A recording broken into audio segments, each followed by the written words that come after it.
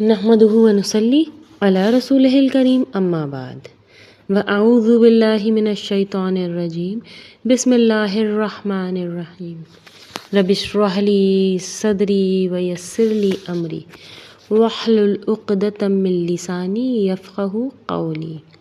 السلام علیکم۔ دورہ قرآن 2025 1446 ہجری۔ آج ہم پڑھیں گے سورہ مریم۔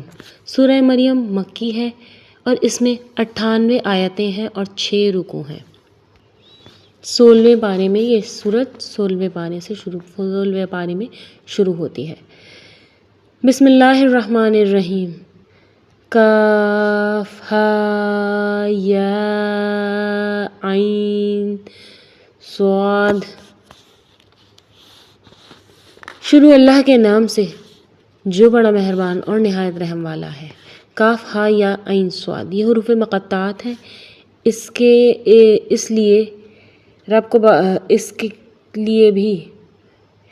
لیے کوئی بھی جو تفسیر کر رہا ہے یا آپ صلی اللہ علیہ وسلم اس کا رب کی باتوں کا احاطہ نہیں کر سکتا، کیونکہ اس کے معنی صرف رب العزت کو ہی معلوم ہے۔ ذکر رحمتی ربک عبدہ زکریا، یہ ہے تیرے پروردگار کی مہربانی اس کا ذکر جو اس نے اپنے بندے زکریا پر کیا۔ حضرت زکریا علیہ السلام انبیاء بنی اسرائیل میں سے تھے۔ یہ بڑھائی تھے پیشے کے حساب سے اور یہی ان کا ذریعہ آمدنی تھا۔ یہ وہی تھے جنہوں نے حضرت مریم کی کفالت سنبھالی ہوئی تھی۔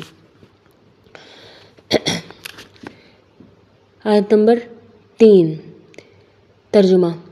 جبکہ اس نے اپنے رب سے چپکے دعا کی کہ اے میرے پروردگار، میری ہڈیاں کمزور ہو گئی ہیں اور میرا سر بڑھاپے کی وجہ سے بھڑک اٹھا ہے، لیکن میں کبھی بھی تجھ سے دعا کر کے محروم نہیں رہا۔ انہوں نے خفیہ دعا اس لیے کی، ایک تو یہ کہ خفیہ دعا کرنا اللہ کو بہت پسند ہے، دوسرا لوگ انہیں یہ بیوقوف نہ قرار دیں کہ یہ اب بڑھاپے میں اولاد مانگ رہا ہے، جبکہ اولاد کے تمام ظاہری امکانات تو ختم ہو چکے ہیں، بزرگی آ گئی ہے۔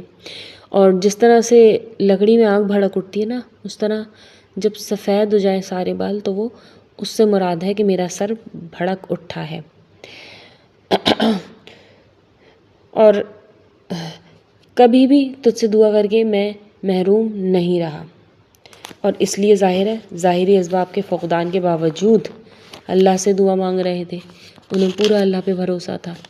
مجھے اپنے مرنے کے بعد اپنے قرابت والوں کا ڈر ہے، یعنی کہ رشتہ داروں کا۔ کیوں تھا یہ ڈر؟ یہ ڈر اس لیے تھا کہ اگر کوئی میرا وارث میری سند اور پیغمبری نہیں سنبھالے گا تو میرے قرابت داروں میں اس کا کوئی اہل نہیں۔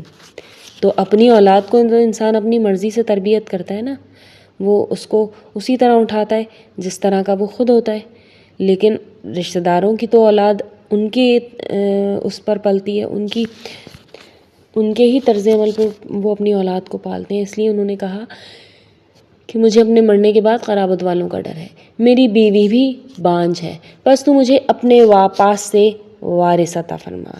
یعنی اپنے پاس کا مطلب یہی ہے نا کہ ظاہری اسباب ختم ہو چکے ہیں، جسم بڑھاپے کی طرف مائل ہے، لیکن تو اپنے خاص فضل سے مجھے اولاد عطا فرما جو میرا بھی وارث ہو اور یعقوب علیہ السلام کے خاندان کا بھی جانشین ہو، اور میرے رب تو اسے مقبول بندہ بنا دے۔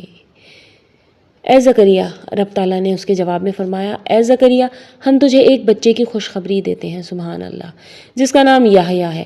ہم نے اس سے پہلے اس کا ہم نام بھی کسی کو نہیں کیا۔ اللہ نے خوشخبری بھی دے دی اور نام بھی خود ہی تجویز کر دیا۔ زکریا علیہ السلام کہنے لگے کہ میرے رب، میرے ہاں لڑکا کیسے ہوگا؟ اب حیران ہو رہے ہیں، دعا فوراً قبول ہو گئی، جبکہ میری بیوی بانجھ اور میں خود بڑھاپے کے انتہائی ضعف کو پہنچ چکا ہوں۔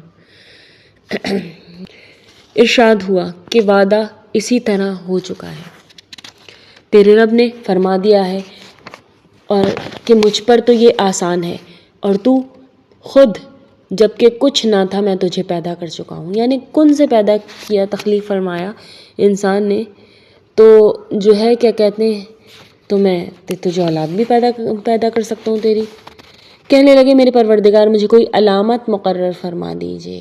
ارشاد ہوا کہ تیرے لیے علامت یہ ہے کہ بھلا چنگا ہونے کے باوجود تو 3 راتوں تک کسی شخص سے بول نہیں سکے گا۔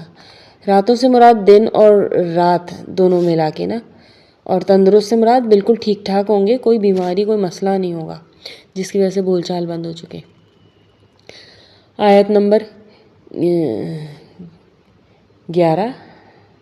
اب زکریا علیہ السلام اپنے حجرے سے نکل کر اپنی قوم کے پاس آ کر انہیں اشارہ کرتے ہیں کہ تم صبح و شام اللہ کی تسبیح بیان کرو۔ آگے اللہ نے فرمایا اے یحییٰ میری کتاب کو مضبوطی سے تھام لے، اور ہم نے اسے لڑکپن سے دانائی عطا فرما دی۔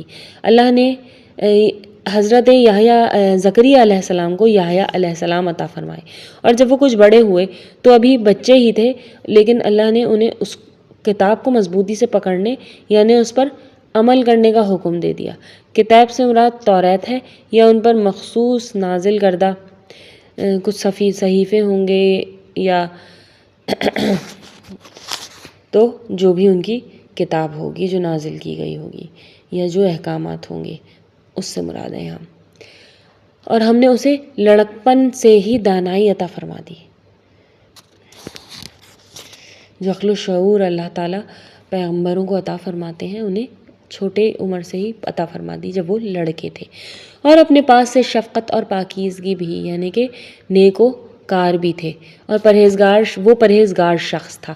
وہ اپنے ماں باپ سے نیک سلوک کرنے والا تھا اور سرکش اور گناہ گار نہیں تھا۔ اس پر سلام ہے جس دن وہ پیدا ہوا اور جس دن وہ مرے گا اور جس دن وہ زندہ کر کے اٹھایا جائے گا۔ 3 موقع جو ہوتے ہیں نا انسان کے لیے سخت وحشت ناک ہوتے ہیں۔ جب انسان رحم مادر میں آتا ہے، مادر سے باہر آتا ہے، اور دوسرا وہ جب موت کا شکنجہ اسے اپنی گرفت میں لیتا ہے، اور تیسرا جب اسے قبر سے اٹھایا جائے گا محشر کی ہولناکیوں سے۔ اس کتاب میں مریم کا بھی واقعہ بیان کر جبکہ وہ اپنے گھر کے لوگوں سے علیحدہ ہو کر مشرقی جانب آئیں اور ان لوگوں کی طرف سے پردہ کر لیا۔ یہ علیحدگی اور حجاب اللہ کی عبادت کی غرض سے تھا تاکہ انہیں اور یکسوئی حاصل رہے۔ کہنے لگی میں تجھ سے رحمان کی پناہ مانگتی ہوں اگر تو کچھ بھی اللہ سے ڈرنے والا ہے۔ اس نے جواب دیا میں تو اللہ کا بھیجا ہوا قاصد ہوں، تجھے ایک پاکیزہ لڑکا دینے آیا ہوں۔ کہنے لگی بھلا میرے ہاں بچہ کیسے ہوگا؟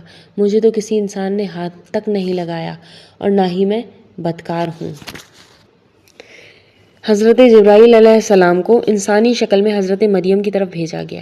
حضرت مریم نے جب دیکھا کہ ایک شخص بے دھڑک اندر آ رہا ہے، حجرے میں تھیں وہ اپنے، تو ڈر گئیں کہ اس سے بری نیت سے نہ آیا ہو۔ حضرت جبرائیل علیہ السلام نے کہا میں وہ نہیں ہوں کہ جو تو گمان کر رہی ہے، بلکہ میں تیرے رب کا قاصد ہوں اور یہ خوشخبری دینے آیا ہوں کہ اللہ تجھے لڑکا عطا فرمائے گا۔ اس لیے انہوں نے فرمایا کہ میں تو بدکار بھی نہیں ہوں اور مجھے انسان نے بھی ہاتھ نہیں لگایا، میرے یہاں لڑکا کیسے ہوگا؟ تو حضرت جبرائیل نے ان کے گریبان میں پھونک ماری تھی جس کے اللہ کے حکم سے ان کو حمل ٹھہر گیا تھا۔ آگے اللہ تعالیٰ فرماتے ہیں لیکن تیرے پروردگار کا ارشاد ہے کہ وہ مجھ پر بہت ہی آسان ہے۔ انہوں نے حضرت جبرائیل علیہ السلام نے کہا کہ ارشاد پروردگار کا ہے اور میرے لیے بہت آسان ہے لوگوں کے لیے کہ ہم تو اسے لوگوں کے لیے ایک نشانی بنا دیں۔ یعنی کہ اللہ تعالیٰ اب فرما رہے ہیں کہ اللہ کسی ظاہری سبب کا تو محتاج نہیں ہے نا، وہ تو کن سے تخلیق کرنے والا ہے، اور اپنی خاص رحمت ایک تو طے شدہ بات ہے، خاص رحمت عطا فرما دیں، یہ ایک طے شدہ بات ہے۔ بس وہ حمل سے ہو گئیں اور اسی وجہ سے وہ یکسو ہو کر ایک دور کی جگہ چلی گئیں۔ پھر درد زدہ ایک کھجور کے تنے کے نیچے لے آیا اور بولی کاش میں اس سے پہلے ہی مر گئی ہوتی اور لوگوں کی یاد میں بھولی بسری ہو جاتی۔ یعنی کہ موت کی آرزو اس ڈر سے کر رہی تھیں کہ ظاہر ہے بچے کے معاملے میں لوگوں کو کس طرح مطمئن کر پاتی۔ جب بچہ ہو گیا تو اب لے کے تو اسے وہیں جانا تھا شہر میں۔ اتنے میں اسے نیچے سے ہی آواز دی کہ آزردہ نہ ہو، تیرے رب نے تیرے پاؤں تلے ایک چشمہ جاری کر دیا ہے اور اس کھجور کے تنے کو اپنی طرف ہلا کہ تیرے سامنے تازہ پکی ہوئی کھجوریں گرا دے گا۔ جہاں وہ بچے کی پیدائش کے لیے گئی تھی وہاں ایک کھجور کا تنا بھی تھا، ساتھ ہی اس کے نیچے ظاہر ہے سائے کے لیے لیٹی تھی، کیا تھا اللہ بہتر جانتا ہے۔ اس کے بعد اللہ نے فرمایا کہ تو مطلب کھانا پینا بھی اللہ نے عنایت فرما دیا تھا۔ اب چین سے کھا پی اور آنکھ ٹھنڈی رکھ، اگر تجھے کوئی انسان نظر پڑ جائے تو کہہ دینا کہ میں نے اللہ رحمان کے نام کا روزہ رکھا ہے، میں آج کسی شخص سے بات نہیں کروں گی۔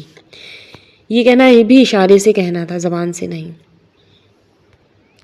ہو سکتا ہے اس زمانے میں روزے کا مطلب یہ ہوتا ہوگا کہ کسی سے بات کرنے سے پرہیز کیا جائے، جیسے اللہ نے زکریا علیہ السلام کو بھی کہا تھا کہ 3 روز تک تو آپ کسی سے بات نہیں کر سکیں گے۔